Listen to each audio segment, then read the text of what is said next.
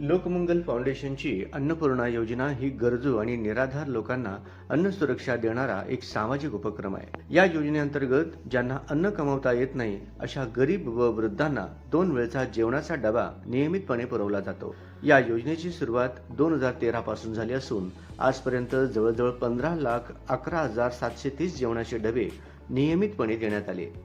या योजनेत अन्न हे पूर्ण ब्रह्म या वचनाला मानून दररोज भोजनाची पूजाही केली जाते आणि या योजनेत गरजू लोकांसाठी अन्नदान करण्याची संधी आहे। सोलापुरातील नीलकंठेश्वर प्रशाला, महाराष्ट्र राज्य शिक्षक परिषद व लोकमंगल फाउंडेशन यांच्या वतीनं आयोजित एक मूठ धान्य उपक्रमाला प्रशालेतील 700 विद्यार्थ्यांनी उत्स्फूर्त प्रतिसाद दिला।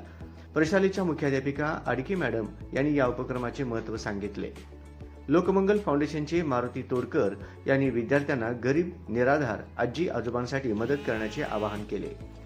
प्रशालेतील 700 विद्यार्थ्यांनी 2 पोती धान्य जमा केले। या उपक्रमासाठी प्रशालेतील अप्पासाहेब मोठे व सर्व शिक्षक वृंद यांचे सहकार्य लाभले, अशी माहिती शिक्षक परिषदेचे कार्यालय मंत्री नवनाथ नाईकवाडी यांनी दिली।